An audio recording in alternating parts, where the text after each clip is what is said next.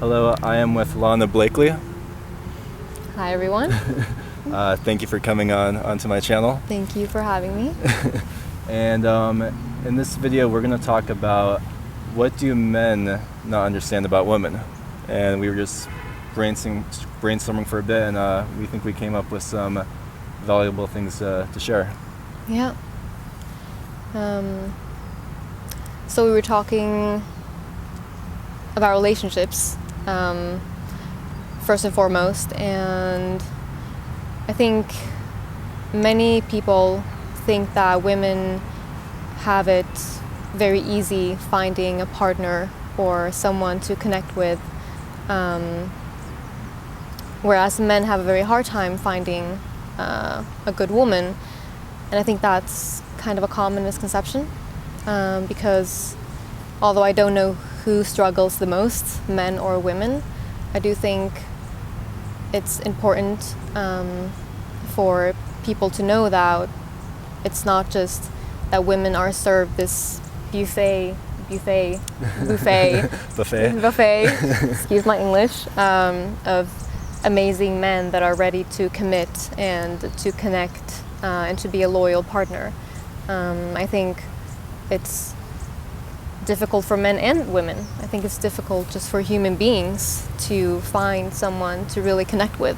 Yeah, lots of guys, and they say, oh, women have it easier, whether online dating or like a girl could go to a bar and sleep with whoever she wants. Yeah. Like kind of these whiny guys. But so you're saying I think it's more difficult than lots of guys think. Yeah, I definitely think so. I think in terms of finding someone to sleep with, I can't really speak from personal experience, but from what I've read and what I've talked to my friends, guy friends and girlfriends, I do think women have it easier finding someone for one night, perhaps. But when it comes to a committed relationship, I definitely think it's much harder for women than what a lot of people seem to think. You know, I've dated a little bit, and it seems to me that some people think that, well, when a woman meets a guy, he will want you, but it's the woman who's not going to want him because she has so many other options. And although that might be the case for some people, it's definitely not always the case. I mean, I'm single, so it's not always easy finding someone to connect with, whether you're a man or a woman. But I think the point is that to not think that women have it so easy finding that. I have plenty of female friends that are single and that are genuinely looking for a committed relationship, and it's not just a buffet of men waiting to get married or to be committed. It doesn't have to be marriage, but just a relationship. It's just not the reality from my experience. And if there is a buffet, it's never like the guy you would want to be in a relationship is like what I've heard from women. Like it could be easy to maybe or easier to go to a bar and there's thirsty guys, but to actually find love, it's challenging for everyone. Definitely. I think, like you said, for everyone, for men or for women. I mean, how often do you find someone that you feel like you connect with on another level? Very sure, rarely, you can meet guys and they might be fun and they're kind, but we also need to remember that as human beings, we often look for something deeper than that. Sure, we can find casual encounters that may be easier for women than for men, according to some people, but that doesn't mean anything. No, I mean it's not seen as a privilege. Like if you tell me, oh, as a woman you can just find any guy who will want to sleep with you or whatever, it's like it doesn't mean anything. Okay, it's okay, cool, but it doesn't. What do I do then? Yeah.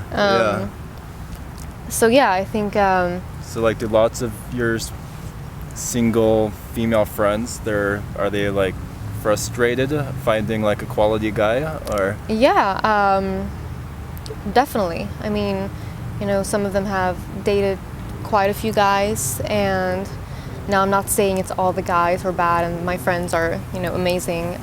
It can definitely be the other way around as well. I'm not on the dates with them. But yeah, it's just, I think in general, it might have gotten harder finding someone who really wants to commit. And I'm not sure if that's the case, but that's kind of been that's what I believe. It's kind of a societal trend. Yeah, exactly. Yeah. I feel like it's just become harder to find someone who wants what you want. Yeah. Maybe it's because we're so open and so welcoming of, back in the day, I guess it used to be find someone to marry, get married, and have kids. It'd be like their neighbor too, or someone in their city. It'd Exactly. be a lot more simpler. Exactly. It was simple. Everyone kind of had the same goal when meeting someone.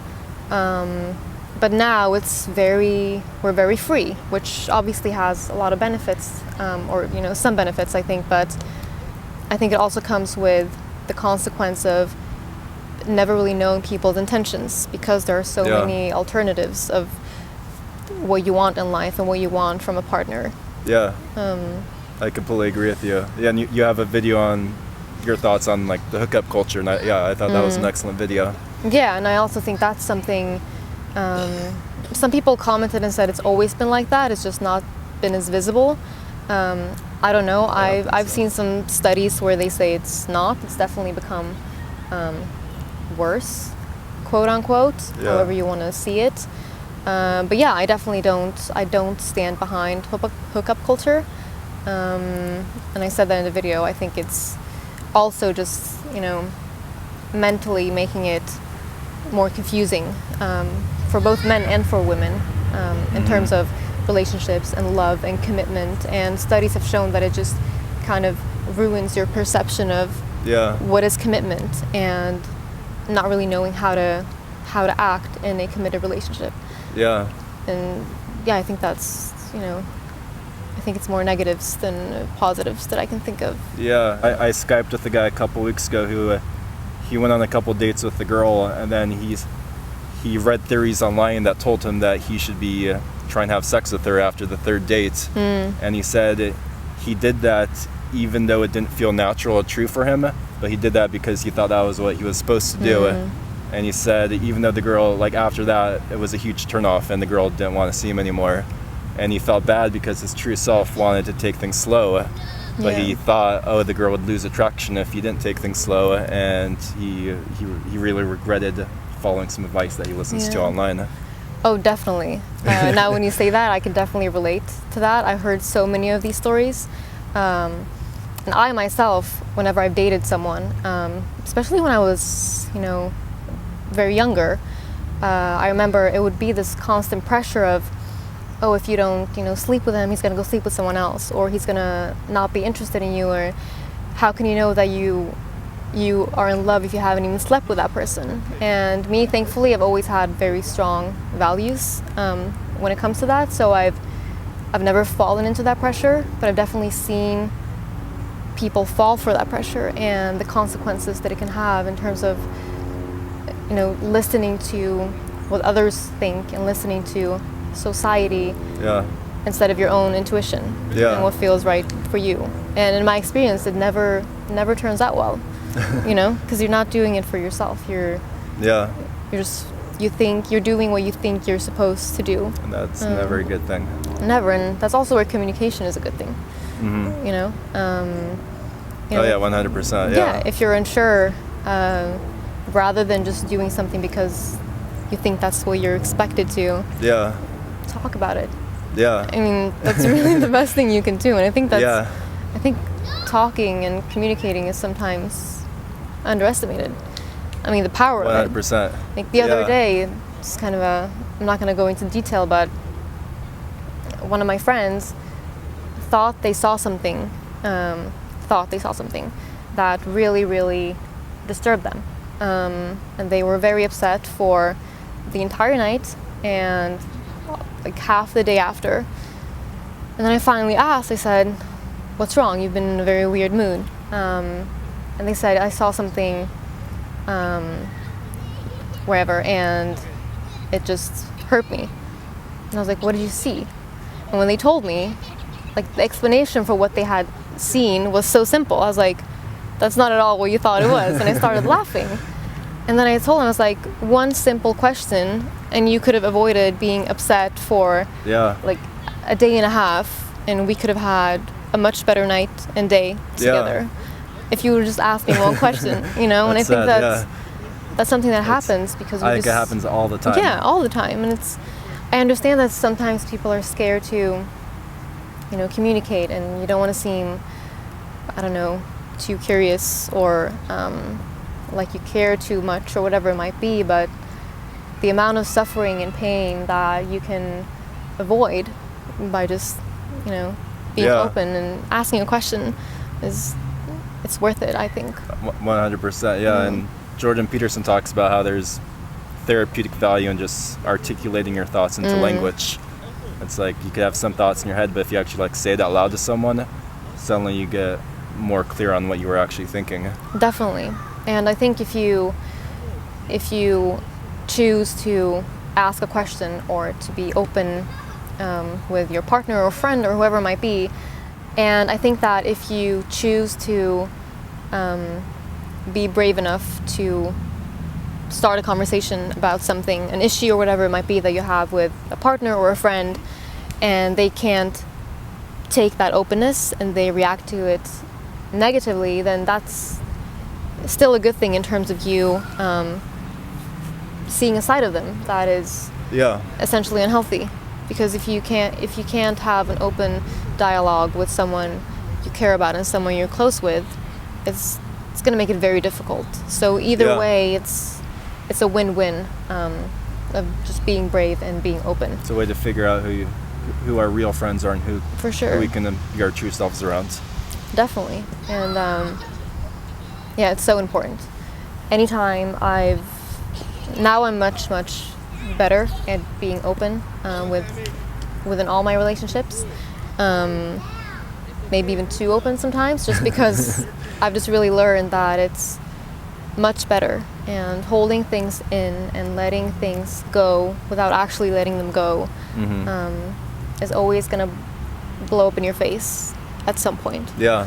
So just communication. Super important. Key to everything. Yeah, and like going back to the communication thing, I think it seems like there's like some friction between males and females a lot in our culture lately. Yeah, and just like having conversations like this where we can more understand each other's experiences, so we don't have these like projections onto the other sex, I think is really important. So thanks for being on my channel and having this conversation with me. Thank you. It was a pleasure. We're also going to do a video on Lana's channel, so I'll put a link to that video below. Make sure to check that out. Give this video a like. Yes. Comment. Haters. Don't comment. And or comment something nice. If you're a hater, try it. And thank you for watching. Bye-bye. Bye.